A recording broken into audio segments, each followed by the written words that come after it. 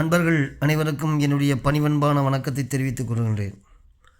அன்பர்களே, இதுநாள் வரை கடந்த காணொளிகள் 2-3 காணொளிகளில் ராமலிங்க பெருமான் இயற்றிய திருமுறைகள் விண்ணப்ப கழிவென்பா நெஞ்சறிவுத்தல் என்ற பகுதியிலே வருகின்ற கதைகளை சொல்லி உங்களெல்லாம் சலிக்க வச்சிட்டேன். இனி நாம் என்ன செய்ய வேணும்? இறைவனை விரைவில் அணுகவும் ஆன்மீக ரீதியில் முன்னேறவும் சித்தர்களும் ஞானிகளும் கூறிய மிக துல்லியமான வழி இதை பற்றி பார்க்கலாம். நமக்கு இந்த ஆன்மாவுக்கு எல்லாருமே ஆன்மாவாக நினச்சிக்கணும். இந்த ஆன்மாவுக்கு 31 கருவிகளும் இதனை இயக்குவதற்காக 5 கருவிகளும் இறைவன் கொடுத்திருக்கிறார். அதுதான் ஐயா ராமலிங்க பெருமான் ஏறா நிலையினடு ஏற்றி எண்டனையிண்டு 6 கடத்தி அருட்பெருஞ்சோதின்னு சொல்லியிருக்கிறார். இந்த உடம்பு, உயிர், கருவிகரணங்கள் இதை வச்சு தான் நம்ம குறிக்கோளை அடையணும். அப்போ இறைவனுடைய குறிக்கோளை அடையணும். ராமலிங்க சுவாமிக்கு இறைவன் இந்த கருவிகளை எப்படி இயக்குவது என்று காட்டியிருக்கிறாரு, கடத்தியும் இருக்கிறார். அதுதான் அவர் ஏறா நிலையினடு ஏற்றி எண்டனை ஈண்டு 6 கடத்தி அருட்பெருஞ்சோதிம்பார். அப்புறம் இன்னொருத்தர் காட்டியம்பார், இன்னொருத்தர் கடத்தியம்பார். நீங்கள் பார்க்கலாம் அகவலில். அந்த 31 கருவிகளில் முக்கியமாக உள்ள அந்தகரணங்கள் சொல்கிறோம் இல்லையா, மனம், சித்தம், புத்தி, அகங்காரம், அதில் ஒன்று தான் மனசு. நம்ம ஆன்மா இந்த மனத்தின் மூலம்தான் நமக்கு உள்ள பொறிப்புலன்கள் மூலம் அறிவு விளக்கம் பெறுகுது. அது உங்களுக்கு தெரியும் இல்லையா? இந்த மனம் நல்லதுலேயும் போகும், கெட்டதுலேயும் போகும், ஓடிக்கொண்டே இருக்கும். தூங்கி எழுந்தவுடன் இந்த மனசு விழிப்பு நிலைக்கு தூங்குகிற வர பலவிதமான எண்ணங்களுக்கெல்லாம் போய் ஆன்மாவுக்கு துன்பம் தரும், இல்லைன்னா இன்பம் தரும். அப்போ இந்த மனத்தை அது போன போக்கில் போக விடாமல், அறிவு கூட சேர விடாமல் இறைவனிடத்தில் சேர விடணும். அறிவுக்கு இன்னொரு பேர் கூட மதின்னு சொல்லுவாங்க. இறைவன் நம்ம உள்ளே தான் இருக்கிறாரு, வெளியில் இல்லை. வெளியிலும் இருக்கிறாரு, ஆனால் உள்ளுக்குள்ளே இருக்கிறார். ஏன்னா அதான் உலகு உயிர்தோறும் நின்று ஊட்டுவித்தாடும் ஒருவனேன்னு சொல்லி பெருமான் சொல்கிறார். உள்ளத்தும் உள்ளன் புறத்தும் உள்ளன் என்பவர்க்கு உள்ளத்தும் உள்ளன் புறத்தும் உள்ளன் அப்படின்னு திருமந்திரத்தில் வரும். அப்போ நீங்கள் என்ன பண்ணணுன்னா, இதை ஒரே நேர்கோட்டில் உங்கள் மனசு அலையாமல் சஞ்சலப்படாமல் ஒரே நேர்கோட்டில் ஒன்றுபடணும். அதுக்கு தான் யோகம்னு பேர். இப்போ எல்லா பக்கமும் காசு வாங்கிட்டு சொல்லித்தராங்க இல்லையா, அது இல்லை, அது வராது. அதாவது உங்களுடைய அறிவு அறியப்படும் பொருள் 3 ஒரே நேர்கோட்டில் வந்தால் தான், ஒன்றுபட்டால் தான் யோகம்ங்கிறது கூடும். யோகம்னா எதோடு கூடுதல்? இறைவனோடு கூடுதல்னு பேர். அவனும் நாமும் அறிவுடைய பொருள்கள். நாம் அறிவற்ற இந்த உலகப் பொருளோடு கூடி இருப்பதனால தான் பேரறிவு உள்ள இறைவனை நமக்கு தெரிய மாட்டேங்குது. அதனால்தான் பெருமான் அகவலில் பாடுறாரு, உலகியல் சிறிதும் உளம்பிடியா வகை அலகில் பேரருளால் அறிவது விளக்கி அப்படின்னு சொல்கிறார். அப்போ நம்ம என்ன பண்ணோம்னா சாஷ்டாங்கமாக உள்ள, ஏன்னா நம்ம இறைவனோட அடையணும்னு எல்லாரும் விருப்பப்படுறோம், ஆனால் எப்படின்னு தெரியல. முழுமையான சரணாகதி இல்லைன்னா முழுமையான பக்தி. எப்படி ராமலிங்க பெருமான் இறைவன் மீது பக்தி வச்சுருந்தார், அந்த மாதிரி வச்சுருக்கணும்.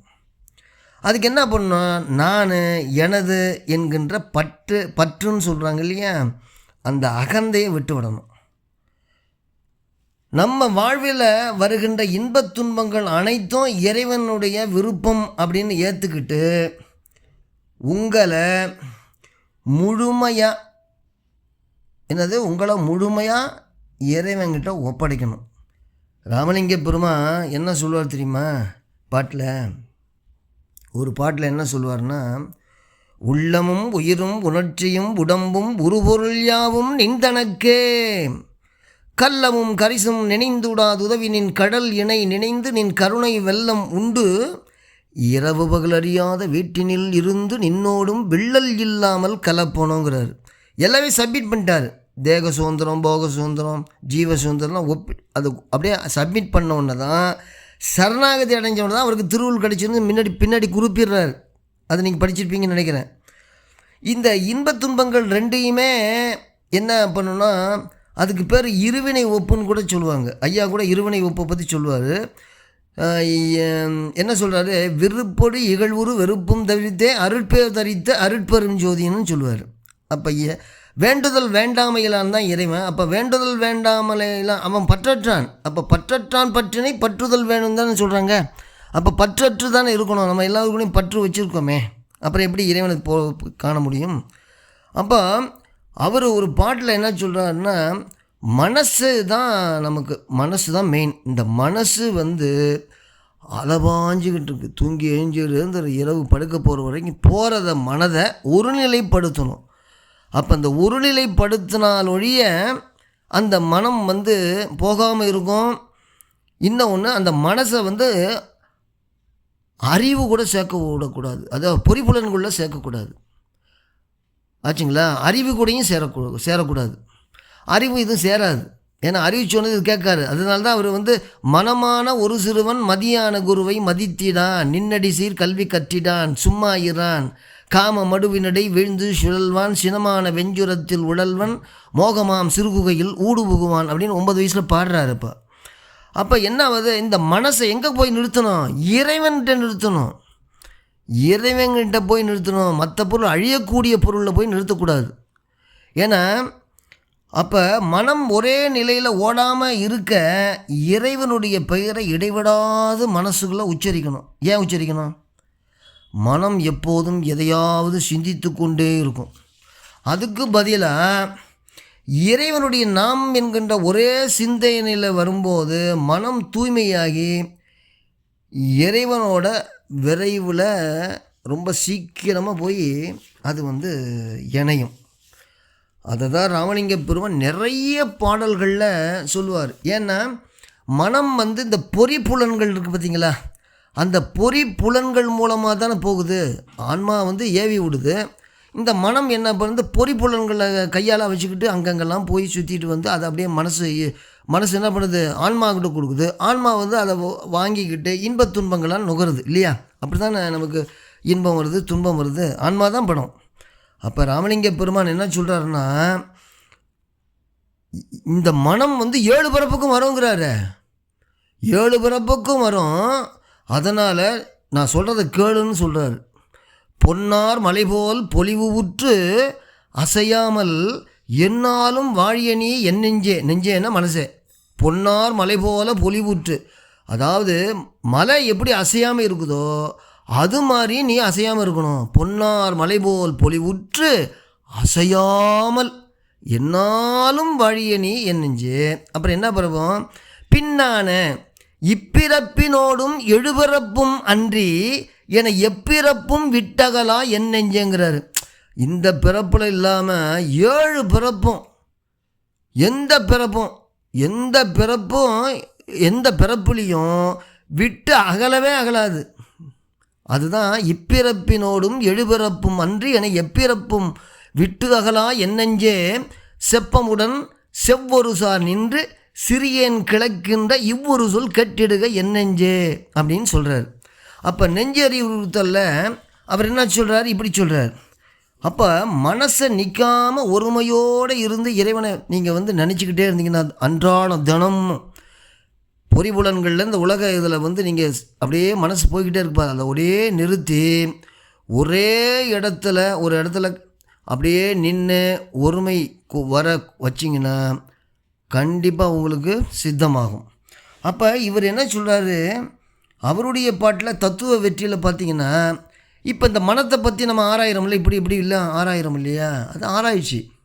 வெற்றி அடையணும்னா அது எங்கெங்கெல்லாம் போது பண்ணுறோம், அதில் வெற்றி அடையிறது தான் தத்துவ வெற்றின்னு சொல்லி அவர் பாடல் எழுதுகிறார். அதில் பாட்டு பார்த்திங்கன்னா, மனம் எனும் ஓர் பெய்க்குரங்கு மடைப்பயலே நீதான் மற்றவர் போல் என நினைத்து மறுட்டாதே கண்டாய், இனமுறை என் சொல்வழியே இருத்தியனில் சுகமாயிருந்துடினி, என் சொல்வழி ஏற்றலை ஆனாலோ தினையளவும் அதிகாரம் செல்ல ஒட்டேன், உலகம் சிரிக்க உன்னை அடக்கிடுவேன் திருவருள் கணத்தே.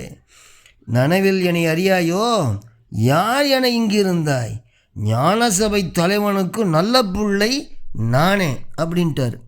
அப்போ மனம்ங்கிற சொல்லப்படுகின்ற ஒரு பேய் பிடித்த குரங்கோட செயலை உடைய, அந்த செயலை உடைய அறிவில்லாத சிறுவனேங்கிறார். மனம் என்னும் ஓர் பேய்க்குரங்கு மடப்பயலைங்கிறார். மடப்பயலை மனமாகி அந்த சேட்டையை சொல்கிறாரு, மடப்பயலைங்கிறார். அப்போ மனம் போன போக்கில் போகின்ற மக்களை போல நானும் மருண்டு திரிபவன் என நினைக்க வேண்டாம் அப்படிங்கிறதுக்காக என்ன சொல்கிறாரு, மற்றவர் போல் என்னை நினைத்து மருட்டாதே கண்டாய். நம்ம தான் அலைவோம், அவர் பெருமான் வந்து அப்படியே போக மாட்டாராமா. மற்றவர் போல் என நினைத்து மருட்டாதே கண்டாய், இனமுறையின் சொல்வழியை இருத்தியனில். நீ மற்றவங்கள மாதிரி நினச்சிக்காத, என்னை மயக்கத்தை கொடுக்காத, என்ன நீ வந்து என் கூட நட்பு பண்ணிக்கிட்டே சொல் வழியே நீ ஏன் நான் சொல்கிறபடி நீ இருப்பின்னா சுகமாக இருக்கலாம். என் சொல்ல ஏற்க மாட்டேன்னா ஒரு திணை அளவு கூட, ஒரு கடுகு அளவு கூட உன் செல்வாக்கு இடம் செல்லுமாறு இடம் கொடுக்க மாட்டேன். அதற்கு மாறாக என்ன பண்ணுவேன் தெரியுமா, உலகர் எல்லோரும் கண்டு இகழ்ந்து சிரிக்குமாறு யாரோட துணையினால், திருவருள் துணையினால் ஒரு செகண்டில் அடுக்கி போடுவேன் சொல்கிறாரு. இனமுறை என் சொல்வழியை இருத்தி எனில் சுகமாயிருந்துடினி, என் சொல்வழி ஏற்றலையானாலும் தினையளவும் அதிகாரம் செல்ல ஒட்டேன், உலகம் சிரிக்க உன்னை அடக்கிடுவேன். என்ன பண்ணுவேன், உலகம் எல்லோரும் இகழ்ந்து சிரிக்குமாறு திருவருள் துணையினால் ஒரு செகண்டில் உன்னை அடக்கி ஒடுக்கிடுவேன். என்ன நீ யாருன்னு நீ நினச்சிக்கிட்டு இருக்க, உன்னுடைய அறிவில் என்ன இன்னார் என அறியாமல் யாருன்னு கருதி கொண்டு என்னுள் இருக்கிற. நான் வந்து ஞானசபை தலைவனுக்கு நான் ஒரு நல்ல பிள்ளை, இது தெரிஞ்சுக்கோ அப்படிங்கிறார்.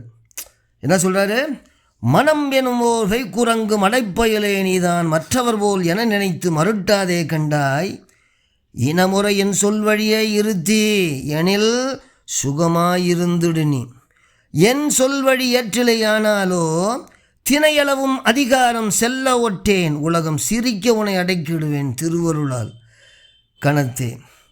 நனவில் என்னை அறியாயோ, யார் என இங்கிருந்தாய், ஞான சபை தலைவனுக்கு நல்ல பிள்ளை நானே அப்படின்னு சொல்லி பாடுறார்.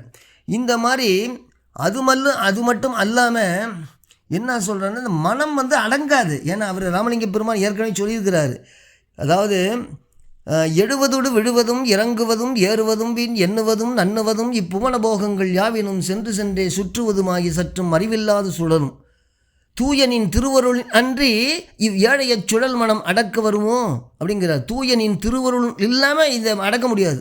அப்போ அடக்கணும்னா என்ன பண்ணணும், இந்த மனசை கொண்டு போய் இறைவன்ட்ட நீங்கள் வந்து அப்படியே சேர்க்கணும். என்ன பண்ணணும், விளக்கு பொருத்தி வச்சுட்டு அப்படியே பெருமானை நினைக்கணும். யார் எந்த இறைவன் அந்த பரம்பொருளை நினச்சிக்கிட்டே இருக்கணும். அதுதான் தியானம். அவர் கூடயே நிற்கணும், மற்ற எங்கேயும் போகக்கூடாது, உலகில் போகக்கூடாது. அந்த மாதிரி நிறைய பாட்டுக்கள் ஐயா வந்து பாடுறாரு. அடுத்த காணொளியில் இன்னும் கொஞ்சம் சொல்லலான் இருக்கேன். அதனால் நீங்கள் என்ன பண்ணணுன்னா, மனத்தை கண்ட விடத்தில் போக விடாமல், மனம் போன போக்கெல்லாம் போக வேண்டாம்ங்கிறாங்க இல்லையா, அந்த மாதிரி மனசை தூங்கி ஏச்சிலேருந்து அப்படி தான் விட்டுக்கிட்டே இருக்கீங்க இந்நாள் வரைக்கும். எல்லாருமே உலகத்துள்ள அத்தனை மனிதர்களுமே மனதை வந்து போய்கிட்டே இருக்குது. அது எது வழியாக போய்கிட்டு இருக்கு, கண் காது மூக்கு அப்படியே போய்கிட்டே இருக்கா, அதை அப்படியே கொண்டு வந்து அதுதான் மனவளக்கலைன்னு சொல்லி இவர் கொண்டு வந்தார் வேதாத்ரி மகரிஷியா. அப்போ மனசை என்ன பண்ணணுங்கிறத நீங்கள் என்ன பண்ணணுன்னா, அப்படியே ஒடுக்கி அப்படியே ஒரு இறைவன்கிட்ட நிறுத்தி அப்படியே அவனும் நீங்களும் ஆத்மாவும் பரமாத்மாவும் உண்டாகணும். அதாவது நீங்கள் உங்களுடைய அறிவு அறியப்படும் பொருள் மூணும் ஒன்றா அட்டாச் ஆகிடுச்சுன்னா அதுதான் தியானம். மற்ற இடத்துல சொல்லித்தராங்கள்ல தியானம், இங்கே போ அங்கே போ இங்கே போ, அது தியானம் இல்லை. காசு கொடுத்து வாங்கிக்கிட்டு நல்லா சம்பாதிப்பாங்களே தவிர அதெல்லாம் இல்லை, அது தப்பு. இதுதான் உண்மையான தியானம்.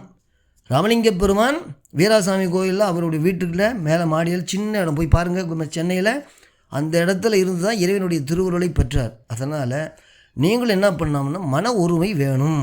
மன ஒருமை கிடைத்தால்தான் என்ன ஆகும்? எல்லாம் படிதமாகும், எல்லாம் செயல்கூடும், என்னானே அம்பலத்தை எல்லாம் வல்லான் தனையே ஏற்றுங்கிறது மாதிரி அந்த பரம்பொருள் உங்களுக்கு கிட்டும் என்பதை சொல்லி நிறைவு செய்கிறேன். அடுத்த காணொளியில் இதை பற்றி இன்னும் 2-3 பாட்டுக்களை சொல்லி நிறைவு செய்கின்றேன். வணக்கம்.